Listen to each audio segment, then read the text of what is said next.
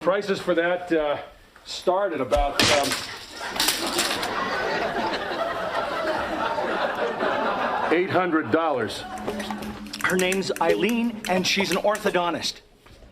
Who? The woman that Jill found for me. Thank you. I just spoke to her on the phone. She has a delightful sense of humor. Listen to this. How does an orthodontist hold on to a lawyer? She makes him a retainer.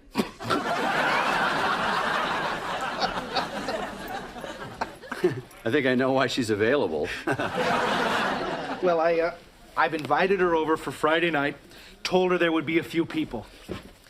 Now I just have to find a few people. Would you and Jill like to come?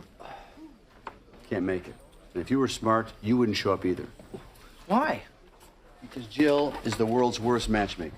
She put 7 couples together, 6 are getting divorces. Well, maybe we would be like the 7th couple. The 7th couple couldn't get married. Turned out they were cousins. Does everybody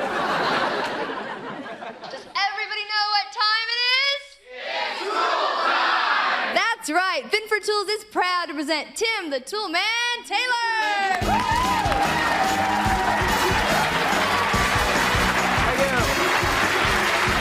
Thank you all. Welcome once again to Tool Time. I'm your host, Tim the Tool Man Taylor, and you all know my assistant, Al Catch of the Day Borland. It's Male Hobby Week, all this week on Tool Time. And today, Al and I are doing our Tool Time salute to fishing. You know, hobbies are important to men because they allow us to wind down a little bit, you know. And I don't know, I can't speak for everybody, but I work awful hard all week long. You have another job somewhere, Tim? Gosh darn it, that was funny, Al, it really was. Who's writing your material? An orthodontist? Bite on that one, big worm. Look, we're talking about fly fishing today. In order to get a good information based on it, we've had a special guest. I want a warm Tool Time welcome for ace angler Chuck Norwood. Chuck.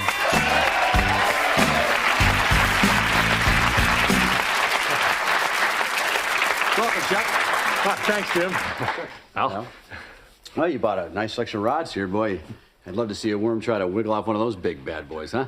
Well, actually, Tim, with fly fishing, there's no live bait involved. The fish are drawn to the fly. And under the heading of flies, you've got your 2 basic types. That'd be open and closed, Chuck.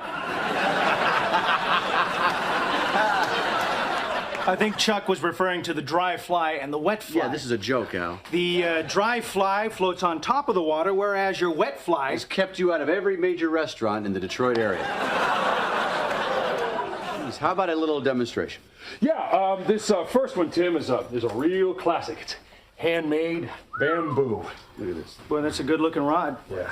Now, prices for that start at about $800.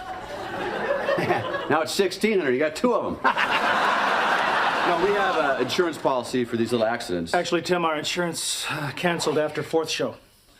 Well, glue it. What do we got now? Oh, this next one's my personal favorite. All right. This is a Morgan BXL graphite. Not even you can break that, Tim. Don't bet on it. Hey.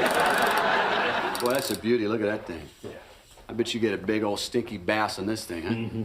Hey, Al, open up. Well, you want to be careful using a graphite rod in a lightning storm because it is an excellent conductor of electricity. Oh, yeah, we've been known to have a lot of big electrical storms right here in the studio. Well, I'm just saying that if they happen to be in an area that is susceptible to